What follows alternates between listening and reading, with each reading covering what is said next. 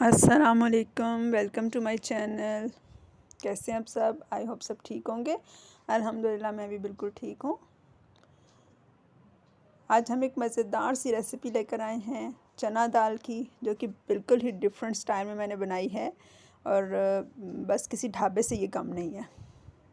آپ کو اس کا ٹیکسچر نظر آ رہا ہوگا، انتہائی مزیدار، اور ہمارے گھر میں تو سب کو بہت ہی زیادہ پسند ہے۔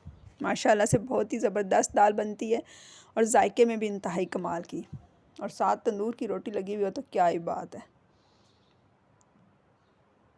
تو میں نے کہا یہ میں ریسیپی آپ کے ساتھ بھی شیئر کرتی ہوں۔ چنے کی دال ہمیشہ ہی میری بہت زبردست بنتی ہے۔ دال بناتے ہوئے کچھ ایک دو ٹپس اینڈ ٹرکس ہوتی ہیں، اگر آپ ان کو فالو کریں تو بس پھر ذائقہ بڑھ جاتا ہے مزید۔ تو ریسیپی سٹارٹ کرتے ہیں۔ دال پکانے کے لیے میں نے دال لی ہے 2 کپ، اس کو میں نے کافی دیر سے پانی میں بھگو کے رکھا ہوا ہے۔ 7 ٹماٹر لیے ہیں 2، ان کو میش کیا ہوا ہے۔ لہسن ادرک 2 چمچ لیے ہیں، 2 درمیانے سائز کے پیاز ہیں، کچھ ہری مرچیں ہیں، اور خشک دھنیا، گرم مسالہ، ہلدی، نمک اور سرخ مرچ ہے۔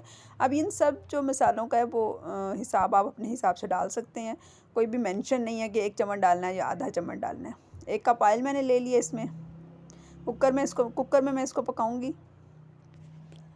کوکر میں نے پیاز ڈال دیا۔ جب پیاز براؤن ہو جائے گا تو پھر ہم اس کے اندر لہسن ادرک ڈالیں گے۔ دیکھیں پیاز اچھا سے گولڈن براؤن ہو چکا ہے۔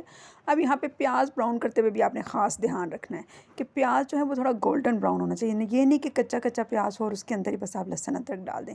پھر لہسن ادرک ہمیشہ جب پیاز فرائی ہو کے بس 2 منٹ رہتے ہوں تو بس آپ لہسن ادرک ڈال دیں، تھوڑا سا لہسن ادرک کو اچھا سا اس میں بھونیں اور پھر پانی ڈالیں۔ اگر آپ پانی پہلے ڈال دیتے ہیں اور لہسن ادرک بعد میں ڈالتے ہیں تو پھر ڈیفینیٹلی آپ کی تیار ہانڈی میں ہمیشہ لہسن ادرک کی سمیل آئے گی، آپ مجھ سے لکھوا لیں۔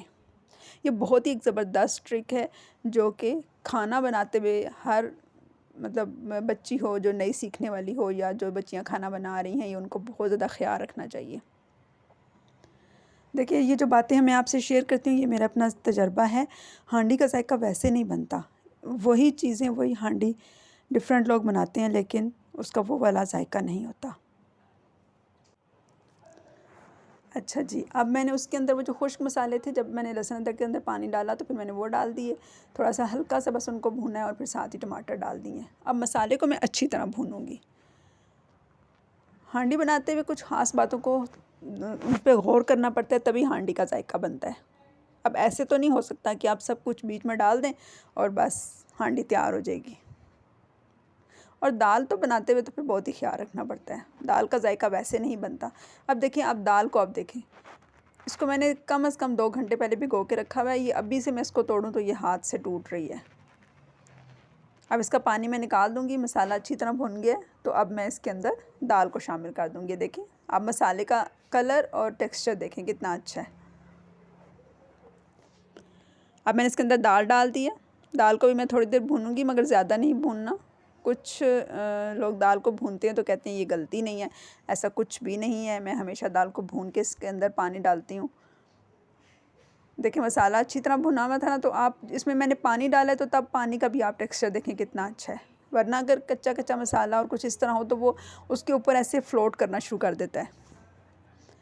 اچھا جی، میں نے اب کوکر بند کر دیا، اس کے اندر تقریباً میں نے 1 لیٹر پانی ڈالا ہے۔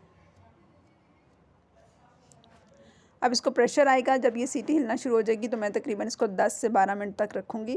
آپ 15 منٹ بھی رکھ سکتے ہیں، اپنے پانی کے اور دال کے حساب کا بھی ہوتا ہے، اس میں کوئی یہ فکس نہیں ہے کہ آپ نے بھی 12 منٹ ہی رکھنا ہے۔ اب میں نے اس کو کھولا ہے تو یہ اس میں ہلکا ہلکا پانی ہے۔ ویسے چنے کی دال جو ہے اس کا یہ ہوتا ہے کہ آپ پکا کے اس کو نیچے اتار کے رکھیں تو وہ پانی ایبزارب کر جاتی ہے اور ذرا زیادہ خشک ہو جاتی ہے۔ ہم زیادہ خشک نہیں پسند کرتے، تھوڑی ہلکی ڈھیلی سی میں پسند کرتی ہوں، اور ہمارے سب گھر والے بھی، تو پھر میں اس کو تھوڑا تھوڑا ڈھیلا اتار دوں گی۔ اس کے اندر میں نے جو سبز دھنیا اور سبز مرچیں کاٹ کے رکھی تھی وہ ڈالنی ہے، اور گرم مسالہ ڈال دیا۔ اب اس کو میں نے ڈش آؤٹ کر لیا۔ کتنی مزیدار لک آ رہی ہے، آپ دیکھ سکتے ہیں۔ میری اچھی اچھی ریسیپیز کو فالو کرنے کے لیے پلیز میرے چینل کو سبسکرائب کریں اور بیل آئیکن کو پریس کر دیں تاکہ میری نئی آنے والی ویڈیو کا نوٹیفیکیشن آپ کو مل جائے۔ اب میں آپ کو اس کو ٹیسٹ کر کے بتاتی ہوں کہ کتنی مزیدار ہے۔ ویسے دیکھنے میں تو آپ کو بھی لگ ہی رہا ہوگا۔ آپ نے کمنٹ باکس میں ضرور مجھے بتانا ہے کہ آپ کو میری ریسیپی کیسی لگتی ہیں۔ اپنی رائے کا اظہار ضرور کر دیں اور پلیز میرے چینل کو لائک شیئر اور سبسکرائب کیا کریں۔ بہت ہی ذائقے دار۔ یہ تو ویسے میں نے پکچرز وغیرہ لینے کے لیے یہاں پر ڈالی ہے، لیکن ویسے میرا دل کر رہا تھا کہ میں ادھر ہی بیٹھ کے کھانا کھانا شروع کر دوں۔ اللہ حافظ۔